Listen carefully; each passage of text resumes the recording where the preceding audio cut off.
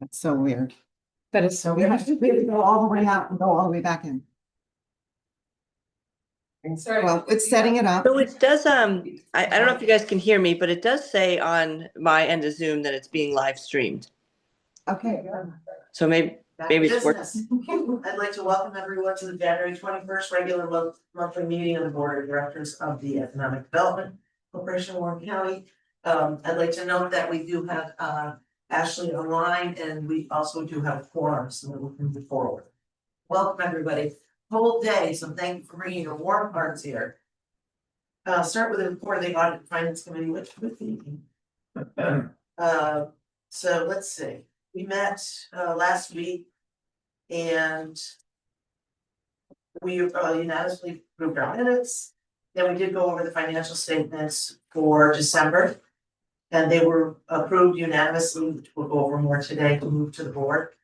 We did also review policy number 11, which we had a conversation about the fact that it was a combination of two different policies and that we wanted to be very clear what the policy represented.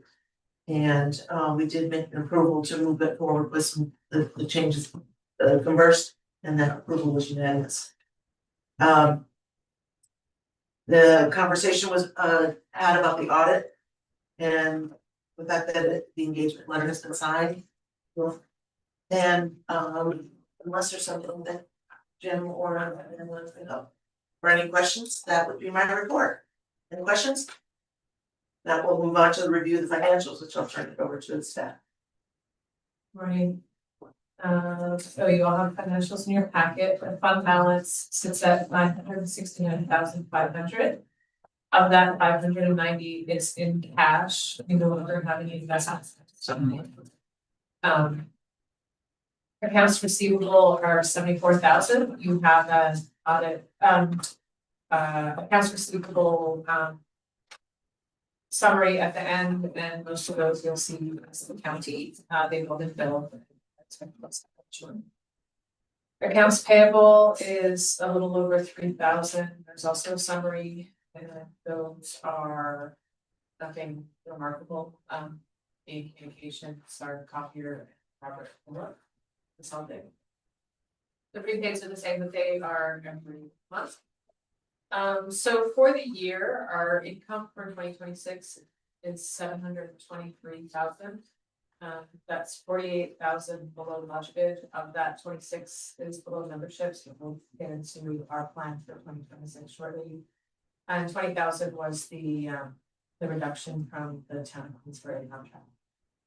14,000 was for events, which we will also talk about for the 2026 plan. I have 2026 income, and should be 2025, sorry.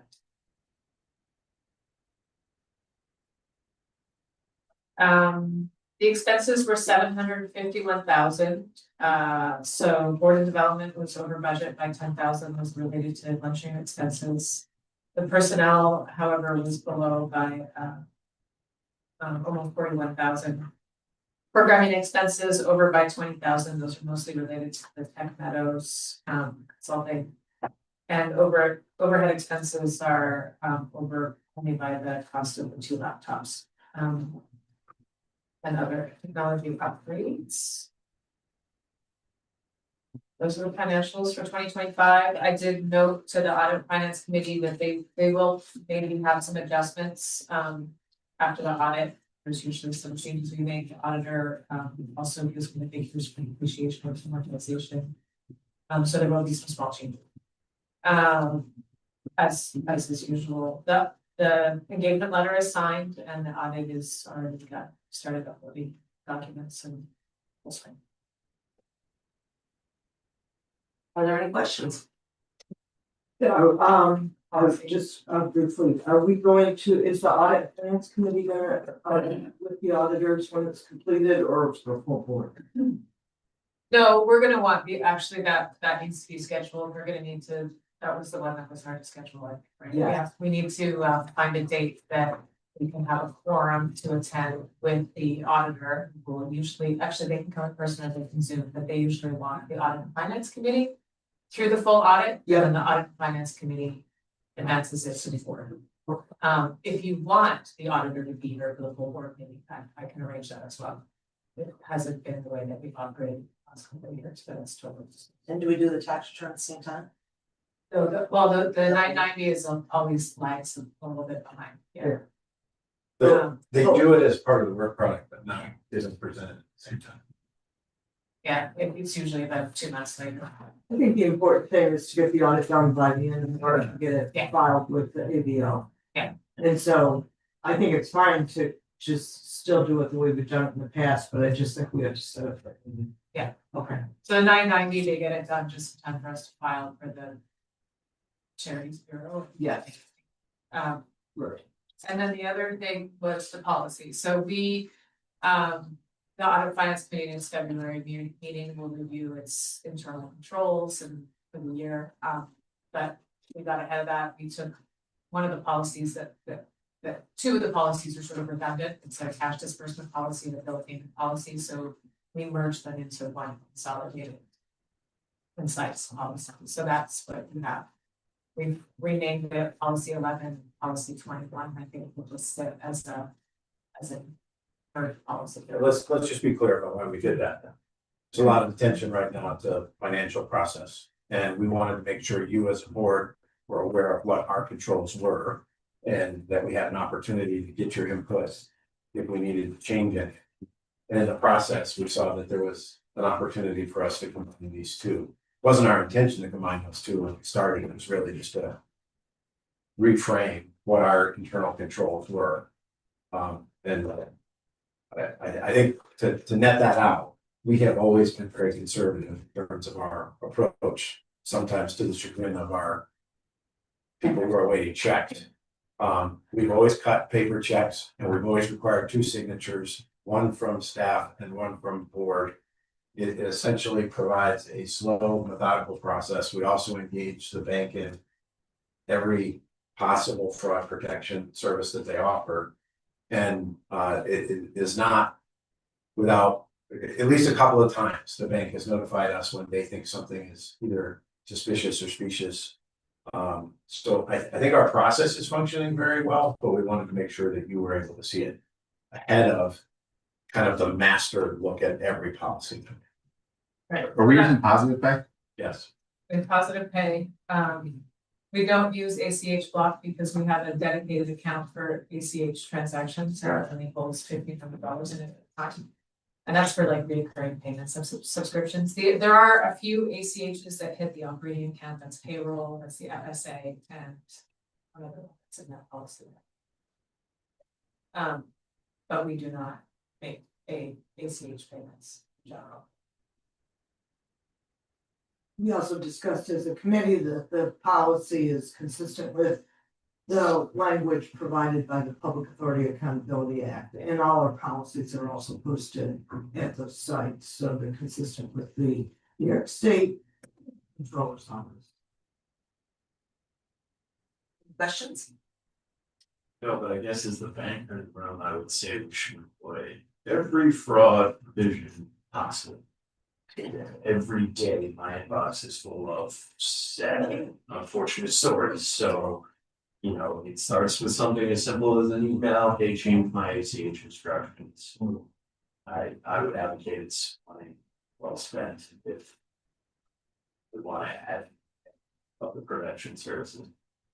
What is our besides policy? You got that ACH block? On ACH, Or the ACH yeah. policy?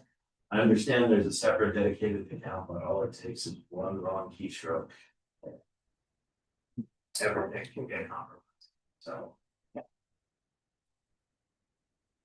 Can someone can someone just draw from our account with?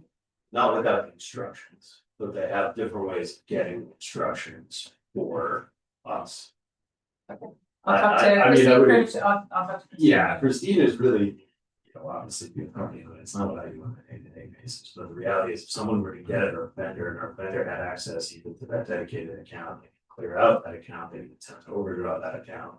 So it's not just our security that you need to worry about, it's who you do business with as well. Well, that's the risk of check too. I mean, there's a lot of attention on ACH right now, but I can tell you in the store, a lot of our vendors are switching to online payments because of the risk of a check. We had a check. Somebody just pulled it from the post office box 2 years ago at the store. And then all they need is a routing number and checking account number from that check, and they can go make an ACH payment.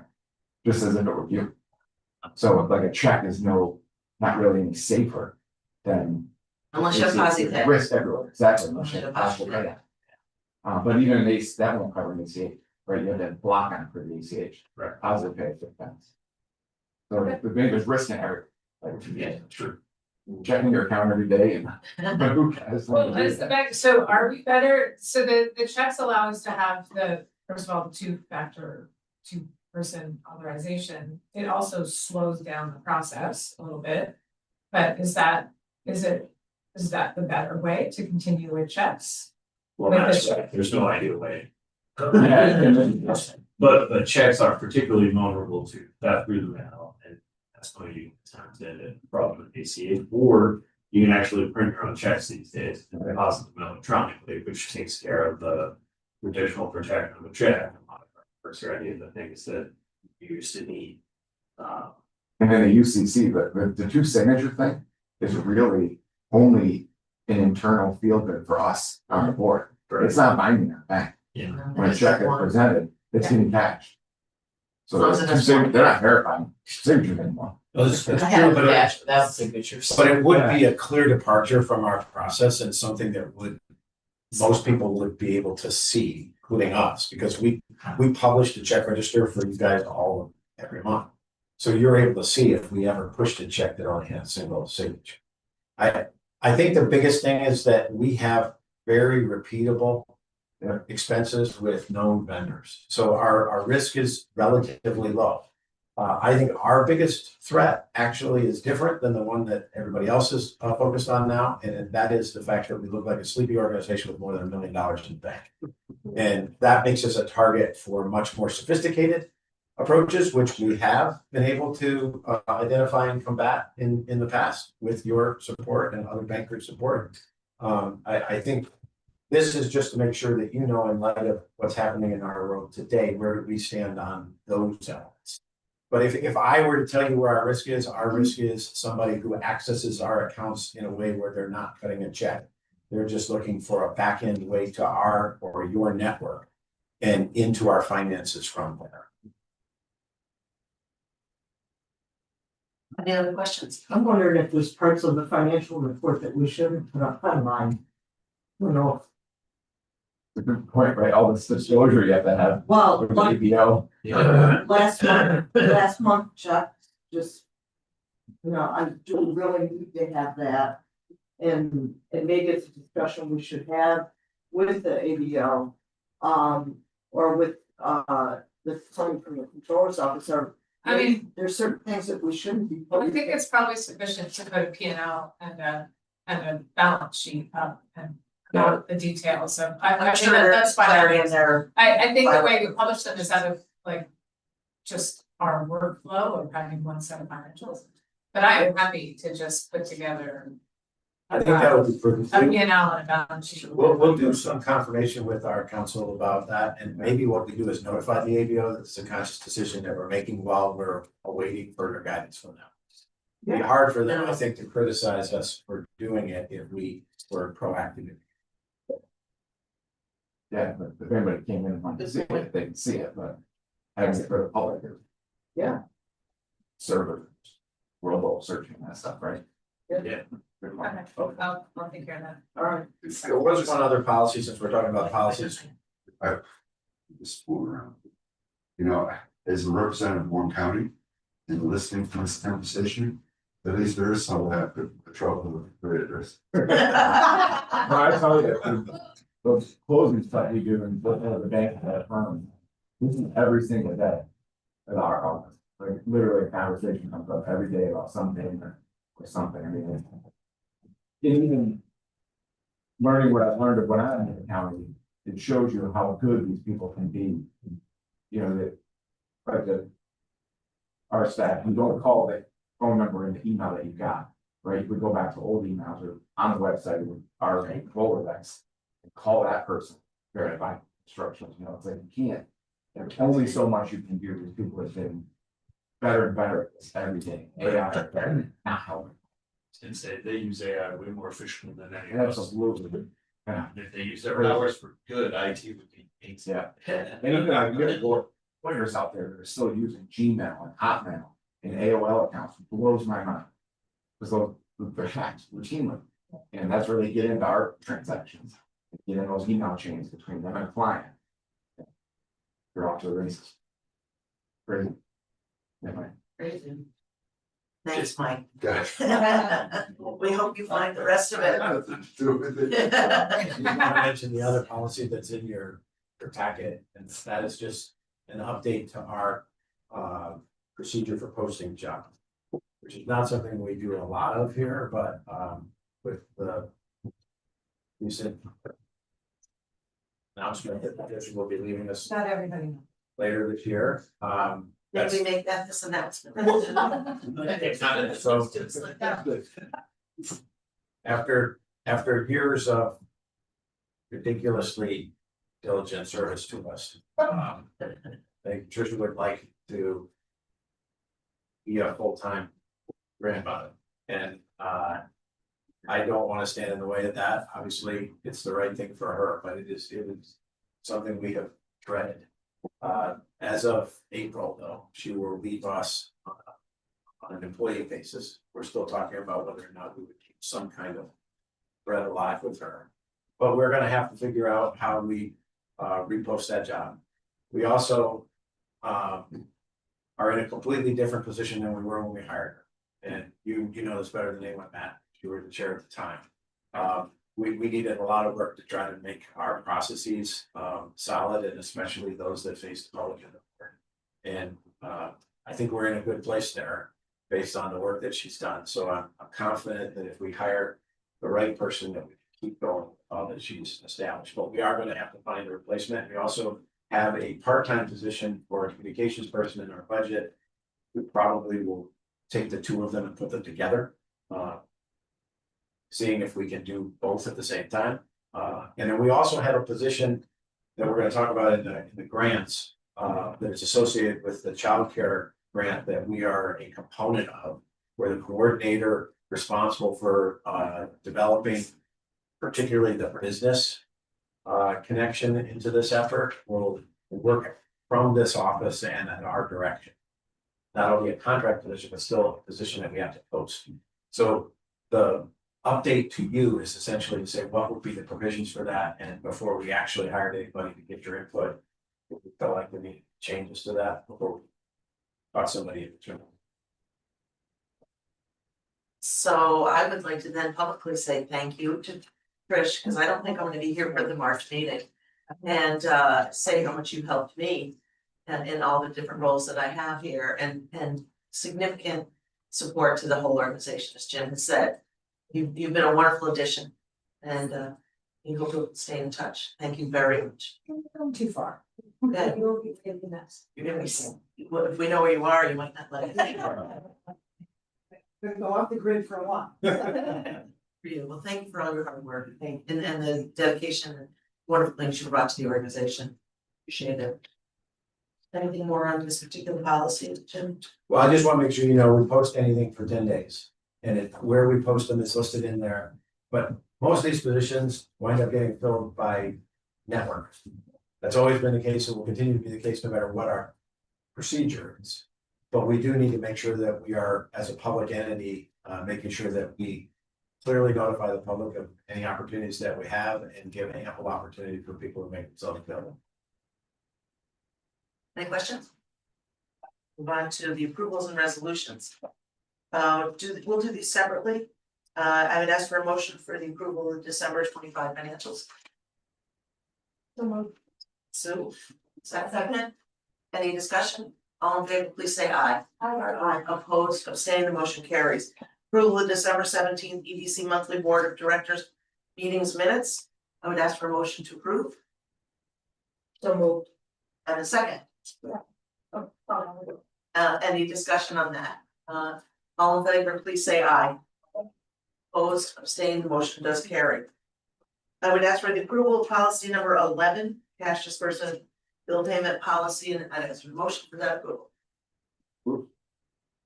Matt, second. Discussion, thank you. Any discussion? If none, all in favor, please say aye.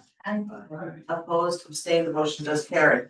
And finally, the approval of policy number 24, which was just presented and discussed, job posting policy. Motion to approve, please. Thank you. Second? Second. Second, any discussion? All in favor, please say aye. Opposed, abstained, the motion does carry. Turn it over to the president, staff, with updates on membership, et cetera. Why don't you go ahead? We are about $80,000 in committed membership. I continue to do outreach to those who have not yet signed up to renew. And in your packets is a sheet. If you remember at last meeting, we talked about giving a couple of businesses to each board member to do outreach specifically to them. If you know, it's something that Melanie and Jim and I worked on. If there's, you know, something that you are uncomfortable with your outreach or you want something else, then just reach out to Jim or I and you can talk about it. But we have the contact information there as best as we could. You might have better contacts at any other organizations, you know, or in your networks.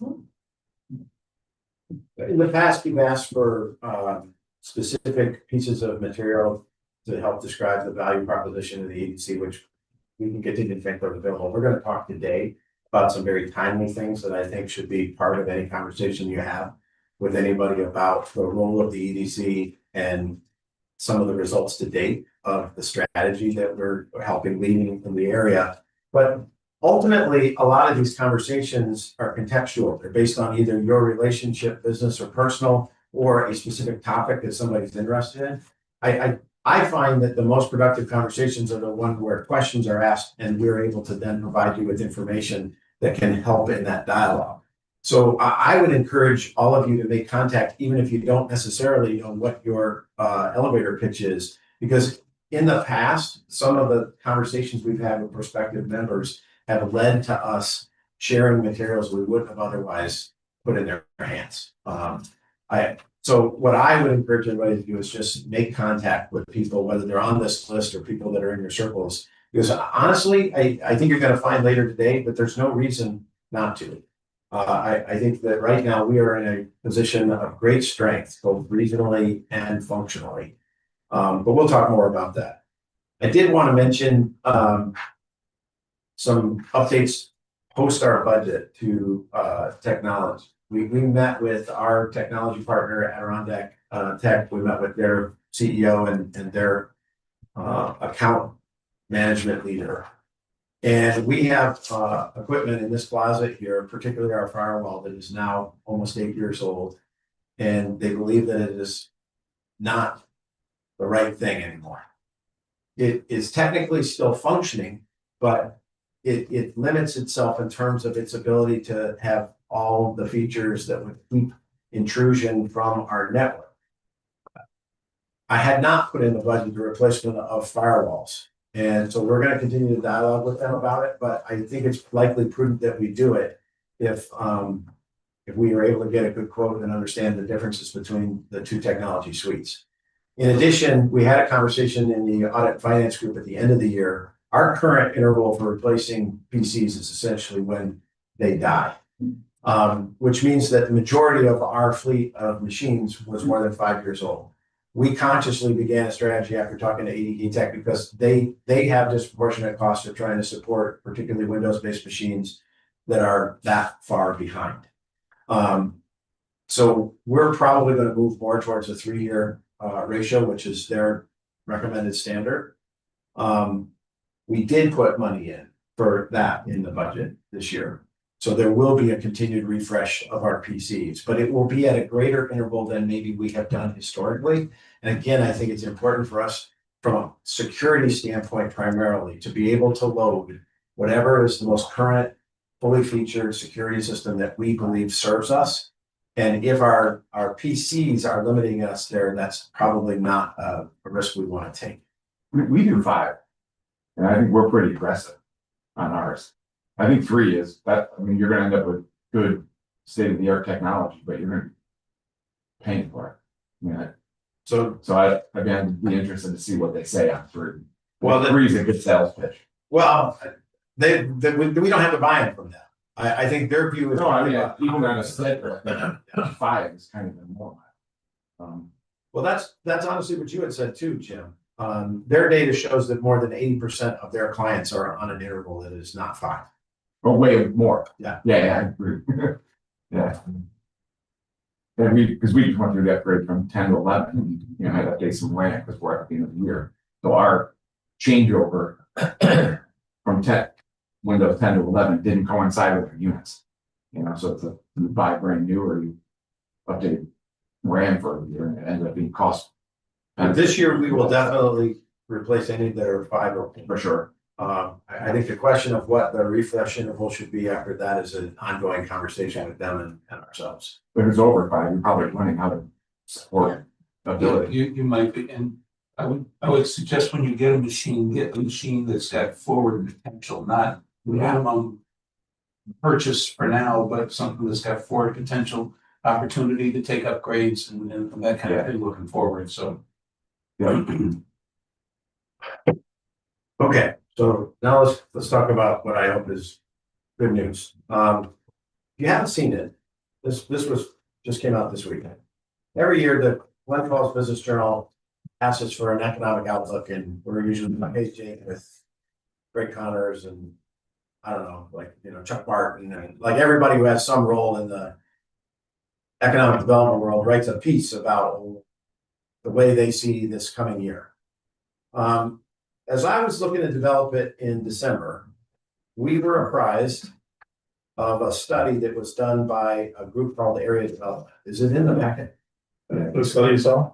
Yeah, this thing. Yes, that's in the packet. All right, so if you look at it, somewhere in the packet is a sheet that looks like that. Yeah. This was done by a inside baseball magazine in the economic development world called Area Development, which is primarily for site selectors and what I consider to be large scale economic development entities. They have a large staff, a big research staff, and they're constantly pushing out information about where you should consider moving your company. They use a third party to do the detailed economic analysis, and in this case, it was an organization called Chinura Economics and Analytics. But basically what they did was took every MSA, and there are 155 of those. That's a metropolitan statistical area. It's basically a designation the federal government uses to push money out to essentially urbans. And way back in the day, Ed essentially with others fought to get this area recognized as an MSA. And in order to do it, he had to aggregate Glens Falls together with Washington County. Warren and Washington County together took us over the population threshold. You have to have a city of more than 50,000 people, or you have to have a metropolitan area of more than 100,000 people. This was really important in another era for making sure that there was federal funding that was allocated through the MSA only process. So we are one of the smallest MSAs in America. I think we're 148th out of 155 in terms of size. But they also analyzed what they consider to be the next tier, which are economic markets that are tracked separately by the Bureau of Labor Statistics, and there are almost 1,000 of those. So the breadth of this study was from the largest MSA, which is essentially the New York City and metropolitan area of more than 11 million people, and to the smallest, which is a place in Texas called Pecos, and it has just over 10,000 people. Okay, you can see that we sit much closer to that back end than we do to the 11 million. And they just ran statistical analysis on it, and it was primarily to try to drive people to hotbeds of development. Like this particular group that helped underwrite this study was from Tennessee, and they wanted to try to highlight, you know, the value of Tennessee. The South and the Mountain West in particular are the areas where you see a lot of large scale redeployment. Here's what popped up in this. They have a whole series of algorithms that took me a long time. We have 5 pages on their methodology to understand, but basically they're looking at a combination of employment, productivity, data that is available both from the federal government, but also supplemented and correlated by local sources. If you just look at us in terms of any market in the United States, we're in the top 20% by these objective measures. That was shocking to most of us. To see us listed in the top 200 markets of the United States in terms of economic strength. And then if you break it down into some very interesting subcategories, if you just look at small MSAs, and what we consider to be small market MSAs, we're number 15 in the whole country. If you look at New York, we're the second best performing one. Now, this is shocking, I think, if you think about this from our perspective, but it really isn't, because we've been showing you that our unemployment rate has essentially stayed flat for 25 years. Our workforce has been fully deployed here for 25 years. There have only been 3 breaks in that. The dot-com bubble in the early 2000s was one, where it went above 5% and only for 2 quarters. The housing crisis, it went above 5% for 3 or 4 quarters, but it recovered much faster than the rest of the country. And then COVID. We were only above 5% during COVID for half of the COVID period. So while all those shocks did affect us like they affected everyone else, they affected us far less than most markets. And every other year for the last 25, we have been at full employment. What that means is that we take our workforce and we fully deploy it productively. Most regions are not able to do that. And part of the reason is that their economy is not robust enough. It does not have enough diversification. It's subject to periodic changes. If for instance, you're manufacturing based, you go through larger swings with the general economy. If you are purely tourism based, then you go through issues associated with what would affect tourism like we had during COVID, and yet we didn't. We recovered as a tourism dominated market in half the time that the rest of New York and the rest of the country took. The details in this we have. John's got plenty of more information about it. There is one piece of information, though, that is stark and is important for us to understand. Despite being a huge outperformer in these numbers, what limits us is that we are pretty much in the bottom half of the country in terms of our workforce itself. That's a combination of demographics and size. It's not a reflection of the skill base. It's a reflection of the fact that we don't have enough workforce. We don't have enough workforce to fill our existing economy, let alone continue to grow one. And this problem gets worse every single year with the demography like we have, where the median age is 50. But imagine for a second, if we were able to make significant inroads on that. We, together with the LDC and the county, underwrote a housing study now almost 3 years ago. We carried it on our books for 3 years before we actually did it, because we didn't necessarily want to know the answer. But here's what we found out. We found out we don't have enough housing capacity here to actually be able to grow. And now we are in it. We're in it. You can look at it. There's 400 units under construction within eyeshot of this office. We still have much more work to do. It is our single biggest challenge to increase capacity. But when all other things are considered, this is a market that we do not have to apologize for. In fact, the pride that we see that is visible in terms of the construction and the advancement that we have all witnessed is reflected in numbers that are based on typically 5 years worth of rolling averages. So in other words, 5 years ago, we were good. 3 years ago, we got better. This last year, we got even better. We are on a steeper curve than all but 5 of these MSAs under study. Now, it won't go forever. What will cap us out is when we literally just can't get any more out of this economy. But no one should wonder whether or not the strategy and the investment that we make in a long-term economy is paying dividends. I don't think there is a place in New York that wouldn't want our results here. And sometimes it's staggering to me to listen to people publicly say without shame the fact that they question whether or not this organization should be funded. It's crazy to me. It's crazy to me that we have arguments with any municipality about whether or not we are delivering value. Now, I understand it's a political process, but it's certainly not one that's supported by the objective numbers. Here's what's really important. This organization has seen leadership that has stayed relatively on message for now more than a decade. It started with Ed when he came across from the city. I was on the board at the time. And then when Ed passed away, I was able to try to take some of the strategies that he had with the team and continue them and evolve them and grow them. But there has been constancy of purpose now for more than a decade. And the DRI is the single biggest piece of that. It was Ed's vision to be ready when the DRI came, and he had a plan ready to go. And then he advanced this market and said, this is the right market for the following reasons. And we won the first award. And of course, COVID slowed our progress, but the $10 million turned into $50 million worth of construction that we can see, investment that we can see, which begat another DRI award to Lake George, which begat our confidence to go into North Creek and help advocate for infrastructure, which has now led to its own $40 million investment. And inside the charts that John has provided to you, there's a fairly conservative estimate of what the current investment profile is of this area.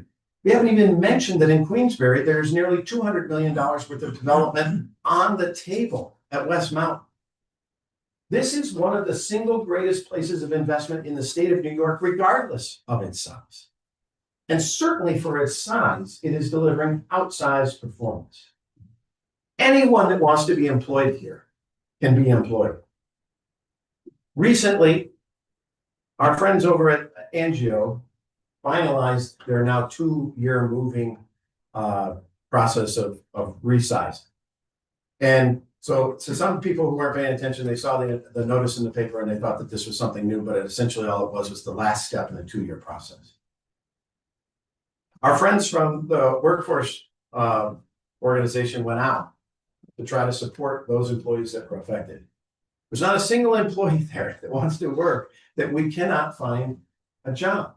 The vast majority of them had to be back-end bonused by Angio to stay through the period of closure because they were ready to be hired by others in the medical device industry or in other industries. In no way do I mean to make light of the fact we never want to see any organization resize, but when that happens, we are not in a position where we have hundreds of people showing up for unemployment benefits. We have questions of where is the best place for them and for us to deploy them. That's not the way that it works in most places. Our single biggest challenge is whether or not we have the courage to continue. I believe that this team is committed to continuing it. What I would like is for more of the business community to be aware of it, to recognize that they are a partner in it, to make a modest but important investment by being a part of it. Any business that's in this area that doesn't want to get on this train, I have to wonder why. For a couple $100 to belong to the organization that's helping with your voice bring these kind of results to life, who wouldn't want to be? If you want to know more about this, first of all, Bob helped me write a pretty good article here, trying to explain this in terms that would make sense in a paper. Later today, I'm going to go speak at the Economic Development Committee meeting at the county. We will also have this conversation at the LDC board meeting later this week. And then we're going to go on a much more aggressive communications campaign of bringing different elements of this to life and also highlighting the kind of things that we are helping make happen that lead to this. Sometimes they're citing a business or supporting a business, and our traditional business activity continues to grow.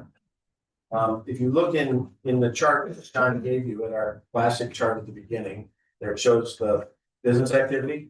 We cleaved a number of things at the end of the year. And so it looked like the number went down from 79 to 77. But then yesterday, we had 3 more that came in the door. So the truth is, we're actually still showing, if we added those after we'd already published these charts, the number would be 80. Not 79. So even when we cut out a whole handful of things that we don't have any activity on in the last 12 months, we continue to grow month over month. And January is not typically a month where you see this. So on our own measures, we continue to grow. It's just a steady climbing line of either supporting existing businesses and expanding or supporting net new businesses that are looking at the place. If you look at where it's happening, it's still disproportionately happening on the pie chart. You'll see that it's more than 80% in Glens Falls and Queensbury. We'd love for it to be a little more balanced in terms of the outer county. But there are significant things happening in the outer county, and it's oftentimes limited by their capacity, their infrastructure. You know, you can't cite a brewery unless you know what you're going to do with the wastewater. But when you do have a place to go with the wastewater, the breweries show up. If you look at the next chart on entrepreneurial ecosystem, that sector continues to grow. Remember how this is calculated. It's not just the fact somebody entered a LLC or a corporate entity into the state system. It's also if we can verify that with a website that shows that it's a going concern. That number is essentially operating at COVID levels without interruption. So we reset during COVID where we relatively doubled the amount of what I consider to be these small enterprises, and it has not relented. We do oftentimes struggle to figure out how to get this word out there because it's complicated. You know, you can send out a press release, but you oftentimes are trying to explain the interconnectedness between things. John's really focused on how do I get something into LinkedIn all the time or something and then reconnect that to our strategy. Why does this thing I'm telling you matter and how does it tie to one of the three sectors of our economy? Either year-round tourism or support of our services sector anchored by healthcare or expansion of the entrepreneurial ecosystem or support of legacy manufacturers and employers. We've been doing fairly well at this over the past year. There are spikes in volume, but the level, if we'd shown that relative to what it was before 2025, you would have seen a significant increase in the amount of visibility that these things are getting. Some of these things get significant reaction, John, but you know. Yeah, there's some of these studies that we put up and connected back to our go out. And also about the city development, things are going on in the city. Whenever I put up something that's showing the activity on downtown here for the building, it always gets. When we put this up, there was more than 1,000 views of it within hours. So we are, I mean, remember, this is a place that has a workforce of less than 25,000 people. The city itself has a population of less than 15,000 people. The whole county has a population of roughly 60,000 people. If 1,000 people, primarily almost all of those are in our area, 1,000 people are taking note of what we're talking about. It's not insignificant. It's a meaningful population. Now we got to do more, which is why we've got to go commit some resources to somebody who's focused on communications full time. I've asked for Bob's help in the interim. He's helped me craft a strategic communications plan for both the LDC and the EDC that is focused around the core strategy we have and then finding the elements that are relevant to various parts of our economy and our business community and our public in general that both support it and expand. So you're going to continue to see this as a focus area. Now, one of those is media. Sometimes you can do it in print, and sometimes you can do it by making public statements, and sometimes you can do it online, but sometimes you got to go to, you know, talk on TV or be on the radio or whatever. We've done a lot of that. Susan Arbetter, I think mostly through our friends at BN, who have had a long relationship with her. Bob's also known her for a long, long time. She's been a particular friend. When we talked about the freshwater center at our luncheon for the second time in several years, she asked me to come down and she did 7 minutes on her show about it. I didn't know it was be 7 minutes. I thought she was looking for, you know, somebody to provide an example of what it was for 30 seconds. She asked me about 5 questions and gave me as long as I wanted to explain it. She led the piece, the 45-minute documentary about the future of the Adirondack Park.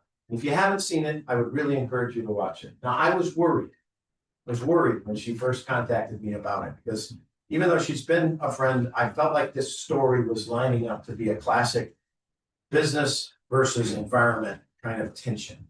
So we'll go talk to the economic development guy, and then we'll go talk to the NGOs that are there to support the park. We'll show how this conflict, you know, is around us all the time. It's not what happened at home She showed up here last summer and she filmed for 2 hours. And she asked me questions no one has ever asked. And then she put most of them in the show. And she then asked me who else she should talk to. And I said, well, there are voices that you would always know. I mean, I could tell you to talk to Betty. You know, everybody would tell you to talk to Betty. But I also think you should talk to this person, and this person. And to a person, she talked to them all, and most of them appear in there. Because she was looking to try to actually have a true reflection of what's going to be required in the second 50 years of the park in order for it to sustain. One of the most important things that came out of that was an idea that we have been advocating for, I think along with others, but maybe more strongly. And that is that the way that infrastructure dollars are allocated in the state needs to be adjusted. Our experience in North Creek taught us this.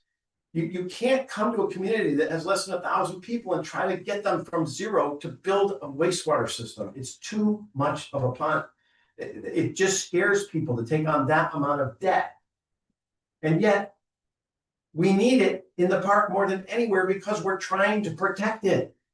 Anytime we don't have a public wastewater system, we're essentially representing our own worst risk to the environment.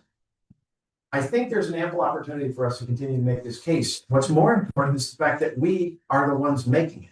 And we're not just making it on behalf of Warren County or Glens Falls or Queensbury. We're making it on behalf of the region because what works here will work throughout the park. Our economy is underpinned by the same things, just in different proportions. Tourism, publicly supported organizations, entrepreneurs who can do whatever it is that they do anywhere. Natural resources, those things are universal. They're true in Essex County, just like they're true here. Our message is not that we want to go be the economic development entity for the park. Our message is the fact that our strategy travels. And Susan did a great job of giving us a platform to be able to describe it. It's now up to us, I think, to figure out what to do with it. If you haven't seen it, I would really encourage you to see it. It's a good 45 minutes, and she's already asked for follow-up. I think it's up to us to figure out what kind of follow-up we want to do, but I think we can concentrate certainly on this idea of infrastructure investment. John, you want to talk a little bit about this recreation economy? It's somewhat connected. The USD, this is another study that has highlighted Warren County as an overachiever in the recreation economy. And what it did is they basically took all the counties in the country and they mapped out, and they by the different mapping, the deeper blue means the counties that have the highest concentration of recreation. And to no surprise, like some surprise, Warren County stands out even more than Essex County and Hamilton County. But there is a lot of recreation here. I mean, this is something that's not a secret, but again, it also reaffirms what you're talking about with the park and the investment that goes on in the park, and the fact that it's also part of the it also underscores the experiential economy pillar we're talking about in our strategy, supporting that as an anchor to the economy. One of the things that both appeared in the recent study that the county did, as well as this objective one, is Rev Rail, is an example of the kind of enterprise that fits exactly into this space. Didn't exist, didn't even know how to recruit it or try to, create it, but essentially the ingredients were here for it to work. Now, it's interesting that they have 4 other nodes in the country besides here, but they choose to be based here. And that's because the best example and the best platform for them to grow that business is here. Who would have ever thought that?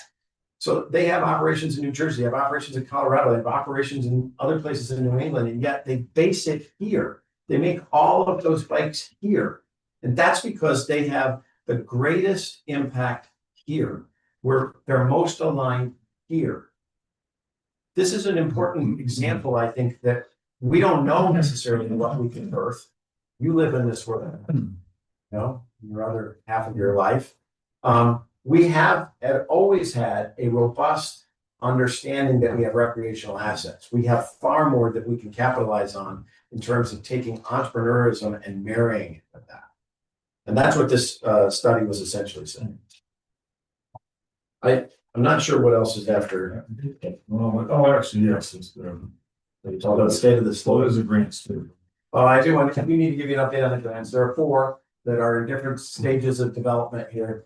The first of those is the Connect All grant that John's been working on. It's essentially the cellular overlay. We're meeting with the mayor, Judy, to talk to her to bring her up to speed on the city's role in that. Lake George Village is a player as well as Warren County and the city for $2 million worth of overlay of cell capacity in those particular places to essentially provide surge capacity to be able to complete calls. If we're effective, this is a pilot program that's designed to then beget more consistent dollars, then we would seek more of this kind of funding to expand the capacity and reach of the cell networks in our area. The reason that I think we're in a position to win this is the work that John has been overseeing around broadband for the last 5 years. We established ourselves as a node that the state feels very comfortable, is committed to this, and can actually execute on it. The regional child care thing is from the Rockefeller Family Foundation. We're doing that in conjunction with the Adirondack Community Fund. Our role is to bring business to bear on that. So I think you're aware of this in many different directions. We're gonna wind up hiring somebody to work out of this office for the next 12 to 18 months that will help bring some of this to life. I think about this a lot like broadband. It might not have been where I necessarily would have started in terms of the soft infrastructure things that would advance capacity. But if the money shows up and people are ready to go work with us like they were on broadband, then we'll go in whatever order the resources are there for. Because I might say that, for instance, we might be better served by focusing on housing. But if somebody's only going to give us $2 million right now to advance childcare, and then we could get them to engage in housing after that, maybe that's the right way to go. This is not going to come at a great tax to us. We're already engaged in these conversations about soft infrastructure throughout the park, but the person that would actually carry the work will be paid for by the grant.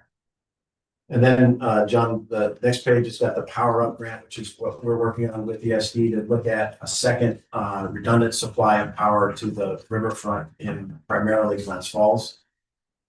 We would essentially be the grant recipient and administrator. Grid would be doing almost all of the work. We're meeting with Grid next week to advance this on behalf of a number of business and community interests that would benefit from that. And some of the people who are part of our board live this every single day in terms of the impact of not having a redundant power supply there. That role would essentially be for us to orchestrate that activity of Grid. The grant can't go straight to Grid or to any utility provider. It has to go to an entity like us that would then oversee their work.